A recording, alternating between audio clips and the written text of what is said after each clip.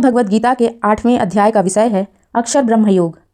इस प्रकार भगवान के वचनों को न समझकर अर्जुन बोला, हे पुरुषोत्तम, जिसका आपने वर्णन किया वह ब्रह्म क्या है और अध्यात्म क्या है तथा कर्म क्या है और अधिभूत नाम से क्या कहा गया है तथा अधिदेव नाम से क्या कहा जाता है। हे मधुसूदन, यहाँ अधियज्ञ कौन है और वह इस शरीर में कैसे है और युक्त चित्त वाले पुरुषों द्वारा अंत समय में आप किस प्रकार जानने में आते हो।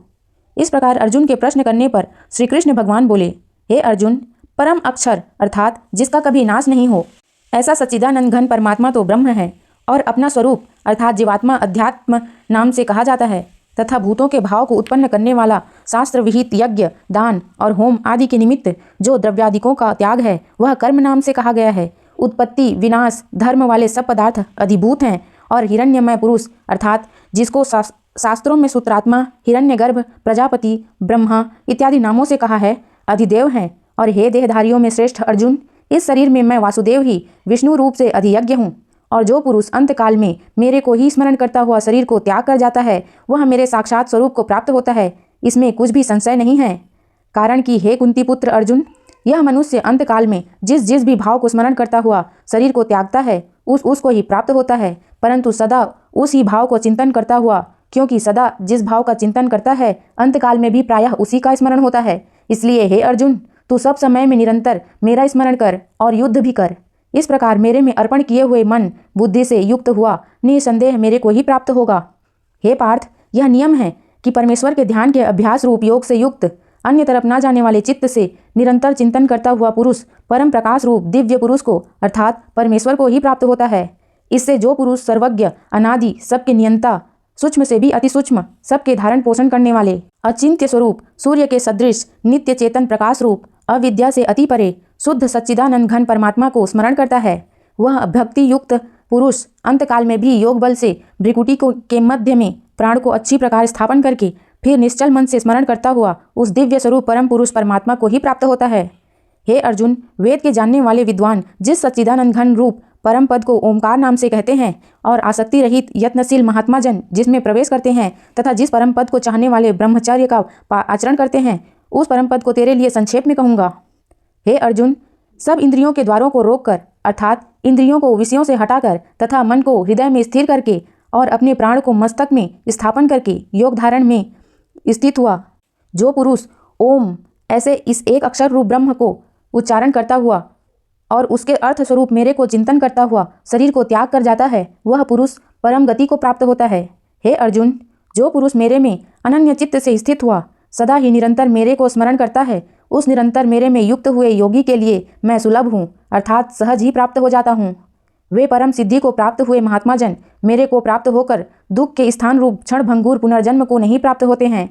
क्योंकि हे अर्जुन, ब्रह्मलोक से लेकर सब लोग पुनरावर्ती स्वभाव वाले अर्थात जिनको प्राप्त होकर पीछे संसार में आना पड़े ऐसे हैं, परंतु हे कुंती पुत्र, मेरे को प्राप्त होकर उसका पुनर्जन्म नहीं होता है, क्योंकि मैं कालातीत हूँ और यह सब ब्रह्मादिकों के लोक काल करके अवधि वाले होने से अनित्य हैं। हे अर्जुन, ब्रह्मा का जो एक दिन है उसको 1000 चौकड़ी युग तक अवधि वाला और रात्रि को भी 1000 चौकड़ी युग तक अवधि वाली जो पुरुष तत्व से जानते हैं अर्थात काल करके अवधि वाला होने से ब्रह्मलोक को भी अनित्य जानते हैं, वे योगी जन काल के तत्व को जानने वाले हैं। इसलिए वे यह भी जानते हैं कि संपूर्ण दृश्य पात्र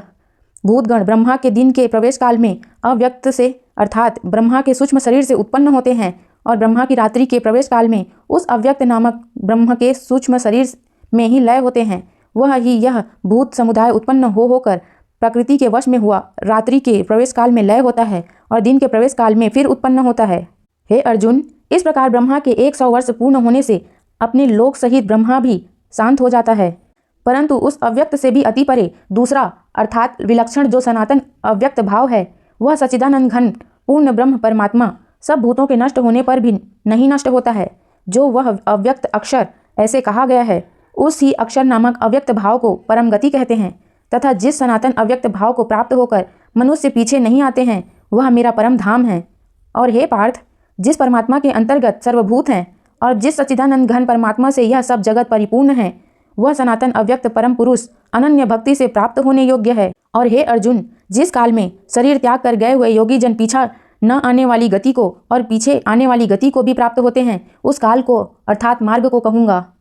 उन दो प्रकार के मार्गों में से जिस मार्ग में ज्योतिर्मय अग्नि अभिमानी देवता है और दिन का अभिमानी देवता है तथा शुक्ल पक्ष का अभिमानी देवता है और उत्तरायण के 6 महीनों का अभिमानी देवता है, उस मार्ग में मरकर गए हुए ब्रह्मवेत्ता अर्थात परमेश्वर की उपासना से परमेश्वर को परोक्ष भाव से जानने वाले योगीजन उपरोक्त देवताओं द्वारा क्रम से ले गए हुए ब्रह्म को प्राप्त होते हैं। जिस मार्ग में धूमाभिमानी देवता है और रात्रि अभिमानी देवता है तथा कृष्ण पक्ष का अभिमानी देवता है और दक्षिणायन के 6 महीनों का अभिमानी देवता है, उस मार्ग में मरकर गया हुआ सकाम कर्मयोगी उपरोक्त देवताओं द्वारा क्रम से ले गया हुआ चंद्रमा की ज्योति को प्राप्त होकर स्वर्ग में अपने शुभ कर्मों का फल भोग कर पीछे आता है। क्योंकि जगत के यह 2 प्रकार के शुक्ल और कृष्ण अर्थात देवयान और पितृयान मार्ग सनातन माने गए हैं, इनमें एक के द्वारा गया हुआ पीछे न आने वाली परम गति को प्राप्त होता है और दूसरे द्वारा गया हुआ पीछे आता है अर्थात जन्म मृत्यु को प्राप्त होता है। हे पार्थ, इस प्रकार इन दोनों मार्गों को तत्व से जानता हुआ कोई भी योगी मोहित नहीं होता है, अर्थात फिर वह निष्काम भाव से ही साधन करता है, कामनाओं में नहीं फंसता। इस प्रकार हे अर्जुन,